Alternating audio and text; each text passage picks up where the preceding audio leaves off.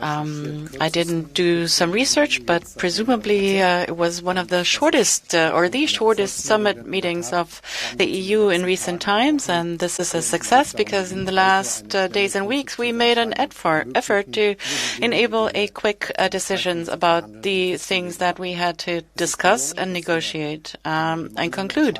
We succeeded in taking a joint decision on the multi-annual financial framework of the European Union and the revision, and this includes a clear commitment regarding the support, financial support for the budgets of the Ukraine in the coming years. We're looking at 12 million euros per annum, in total 50 billion euro. It's a good message for the citizens of Ukraine, who are challenged greatly due to the war of aggression, but it's also a good sign for the European Union, which showed solidarity and unity. It was clear it has to be, for me, it has to be a decision taken by all 27 member states, where we have to stand together as a family, as a union, and take a decision together. So a good message, a good day for the European Union, and a good message for Ukraine. And to sum it up, it was a very successful summit. I'm happy that many lent a contribution and supported us and did their utmost to come to this point. And it is good that everyone, we managed to take these decisions.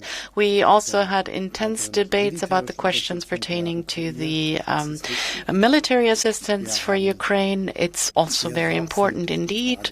We talked about the question in great detail together with others with whom I discussed this, together with the Danish Prime Minister.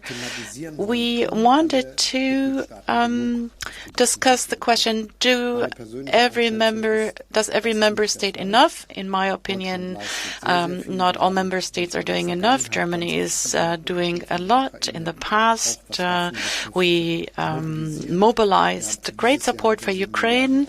We have earmarked more than 7 billion euro disbursement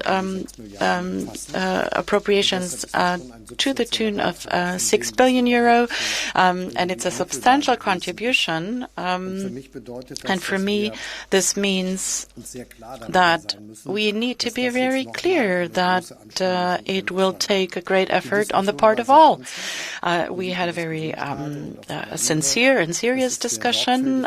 We talked about in great detail. We mustn't stop this discussion. We need to continue our talks. We have to reach a point that we bolster Ukraine's capabilities to defend itself, and it's also a good message to the United States. The American president is a good friend and ally who is making great efforts to garner support in Congress, and I hope that the message that we're sending out today and the discussions we're having today is, helping him with his political projects at home in the United States. Well, this brings us to the questions, and Markus Greis of the ARD wants to take the floor and ask the first question. I have two questions, actually. Surprise. Thank you very much, Mr. Chancellor. One question regarding Mr. Orban. You said you managed to reach an agreement. I assume that Viktor Orban didn't realize why it's good to take this decision, but realize the problems this may have. What consequences did he, or what conclusions did he draw? And then second question, we heard that Germany would not support the supply chain law on EU level. Is that a good decision?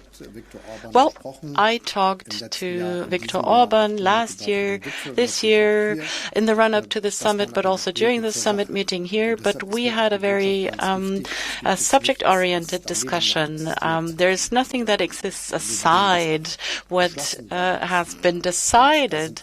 Everything has been said. Everyone has to rely on the fact that everyone sticks to the rules, especially when we call on everyone to stick to the rules, especially as far as a rule of law matters are concerned. And this has been expressed in our conclusions.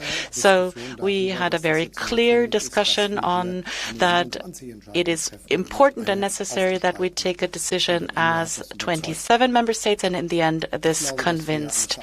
And I believe that we bear responsibility for the economic and trade relations which we have. That is what ties into the supply chains. I know that many take a closer look when they order goods, whether companies are able to report where these goods come from and what conditions, under what conditions these are being produced. That starts with high-tech products. Everyone, all of the brands, some of the brands advertise with that.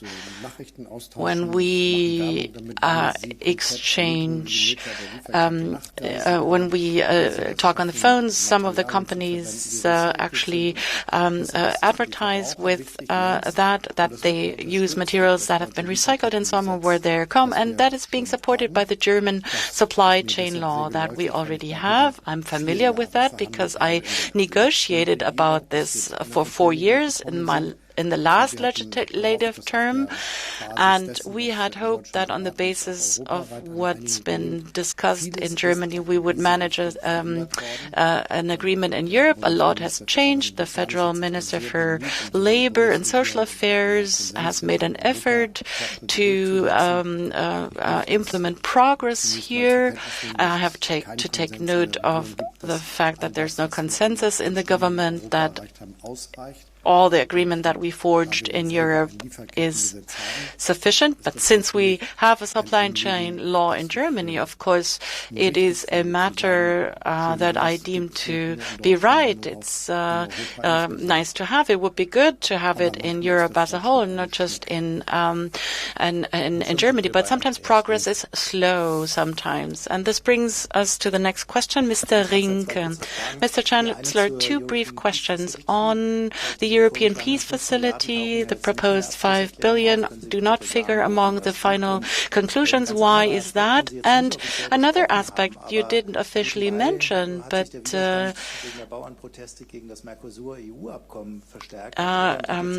Ireland announced that it would not ratify Mercosur, and the farmers are protesting as well. What is your take on this? Well, we didn't talk about the European Peace Facility. We didn't want to talk in depth about this today. This is a task that is ahead of us in the future. In my view, we need to find a solution where national contributions factor military aid for Ukraine in. I think, as I said, that was not subject for or not part of the main debate. And the second question on Mercosur, well, the Commission has a mandate. It's responsible for that. I am a supporter of free trade agreements, also of the Mercosur agreement. Hans Gase, Deutsche Presseagentur. Chancellor, in the context of Mr. Orban, you talked about how important it is to stick and adhere to rules, that you need reliability. Let me ask this in the context of the supply chain law. The European partners relied on Germany agreeing. The FDP, the Liberal Party in Germany, says, well, we won't support this. Now, in retrospect, are you going to accept this? Can you accept this? We had many negotiations and discussions in order to make Germany's agreement possible. I think we've seen improvements on the European level, however, I can't report anything else, and I already reported, so let me sum it up. Progress sometimes is slow. Stephanie Loeb from Agence France Presse. Stephanie Loeb, Agence France Presse. One question regarding Viktor Orban. Are you confident that he will be more cautious in the future when it comes to exercising his veto rights on EU level? He looked rather grim in the beginning, but you looked very happy on photos, and you look very happy right now. Always, says this press spokesman. Are you interested in cooperating more now with European partners? Well, I'm always happy to engage more closely and cooperate more closely with our EU partners.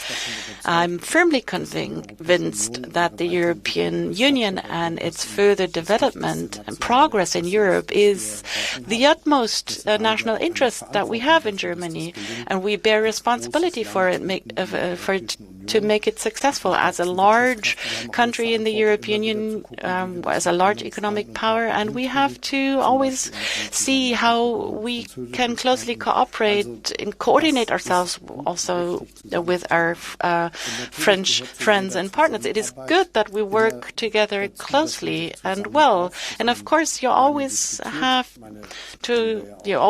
long discussions. I mean, we know this from our national discourses as well. But this holds true for Europe as well. You have to get to act together and, manage and conclude things. I am convinced that we have made progress. We took very constructive decisions, and many didn't believe that it would be possible. It can be very encouraging indeed. It's a good message for the citizens and in Europe. They don't always want to hear how difficult things are in Brussels. It's a good message that we succeed in forging an agreement.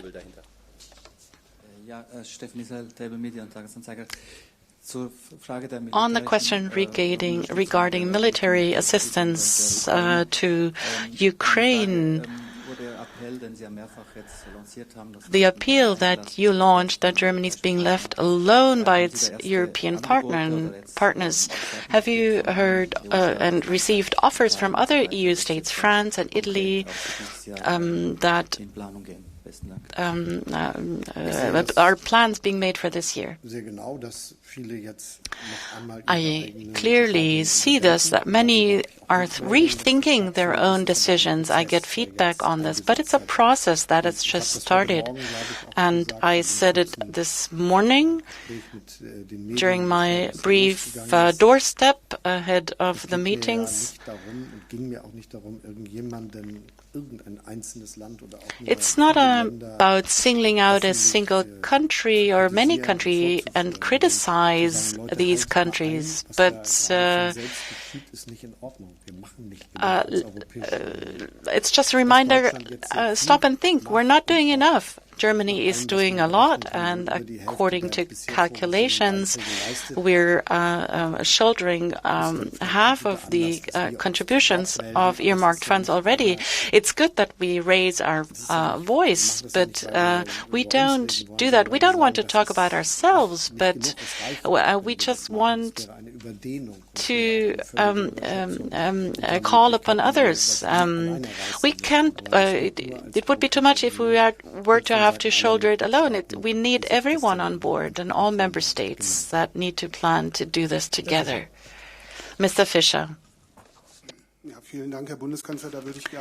Thank you very much, Mr. Chancellor. I'd like to follow up on this. When it comes to military assistance, you mentioned Germany lends more than half, according to the figures presented by Mr. Borrell. This figure amounts to 1/3. Where do you want to end up in the end? What would be an adequate share Germany could provide? And one second question. Is this initiative only about mass, more of what's already been supplied, artillery, munition, tanks, or are you also talking about new weapon systems? There is discussions in Germany. Are you also talking about new weapons systems? Well, in the discussions we're leading right now, we talk about what is being supplied and that we need more and limited production capacities, especially when it comes to ammunition. Ukraine needs to have sufficient supply, and we need that in order to be able to defend ourselves anyway. As regards the questions, the numbers, the figures, it's difficult to have a clear picture. From what I've heard, it's laid out for more years to come. So the 7 billion that we're supplying this year and the 6 billion figure among this figure. And rumors have it when the numbers other countries supply are true, it's not really shedding light on it. It was my intent to initiate processes, to actually take stock and look at what we're actually doing. It's the same everywhere around the world. Sometimes you have to take a step back and think about the environment. And I think, and this question needs to be addressed in many capitals. And you need to raise the question, are we doing enough? And the answer is, in many cases, no. In most cases. What would be adequate? Well, I think this is not a question we should answer. Germany shoulders 25% of the budget of the European Union. That corresponds to our economic clout, but it's not an adequate criterion. I'm not bothered about the fact that we're doing too much, but when you calculate and factor everything together, it's too little. We need to draw your attention to that. We need to discuss this. Sven Becker, Spiegel. Markus Becker of the Spiegel. 2 questions, if I may. If I understood you correctly, Orban was told that we needed to take a decision at 27 and that this convinced him. It is difficult to fathom that this sufficed. Did you hint at what would happen if he were not to agree, and how did this look like? And among some member states, there were some concerns that the bilateral aid should be factored into the peace facility. Have you heard similar things from other heads of state and government? Well, as far as the last question is concerned, I assume that in the end, this will be a result of a process, and that everyone will accept this, because it is only fair that it is factored in. And it's difficult to deny that it would be a reasonable and right demand. But let me get back to the answer that I gave to a colleague. It was not topic of our debate. We didn't discuss this at great length. So we didn't discuss this. There's mention in the text. It should exist, and we should further develop it. But it was not on our agenda today. And other than that, I'd like to repeat what I tried to say initially. We had an intensive debate last year, and this time we had many talks to focus simply on this today. and this would have not been successful. It was well prepared. We had intense debates and talks marked by the spirit, in the spirit of trust. There was a great deal of clarity about the situation, but you will understand that I can't give you any glimpses on the content of these discussions. Markus Becker, thank you, and then Mr. Grutke. Federal Chancellor, on the payments, the figures that Borrell mentioned yesterday, you talk about it as if you only knew it from the press either, but we were told this overall figure because the states told us that their individual contributions are subject to confidentialities. May I interrupt? Yes. And you believed that? No, I try to ask you whether you have received such a table of sums of contributions as you asked for in January, or whether you received an overall figure, because if you had individual sums, you would be able to calculate the total sum. No, I have not received such a table. Anna Days?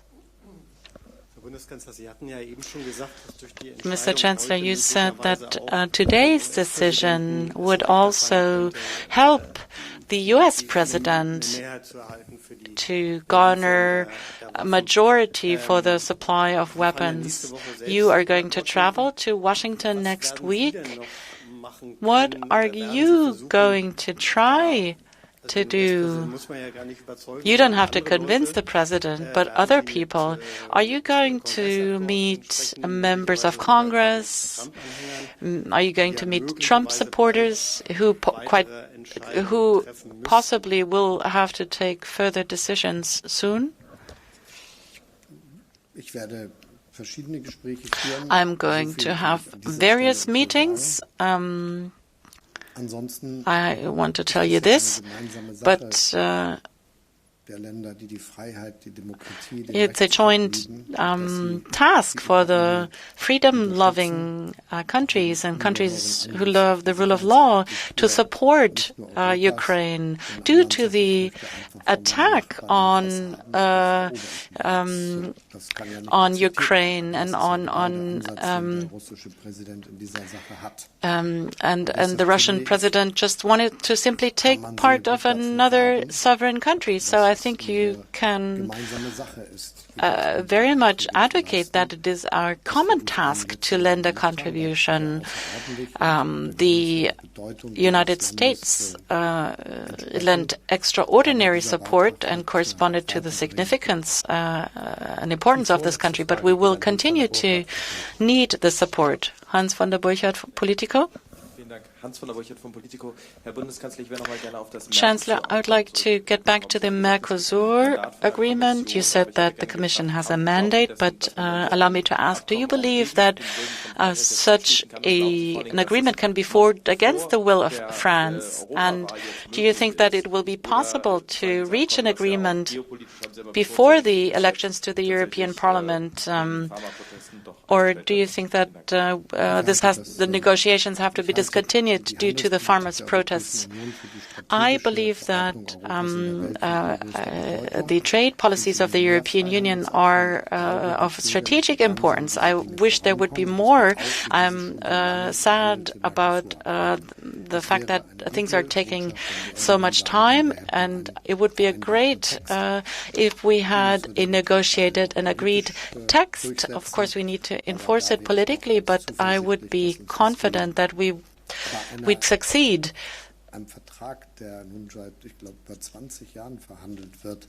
this treaty that has been under negotiations for over almost 20 years, and I don't know when it will be concluded and signed. That's audacious indeed.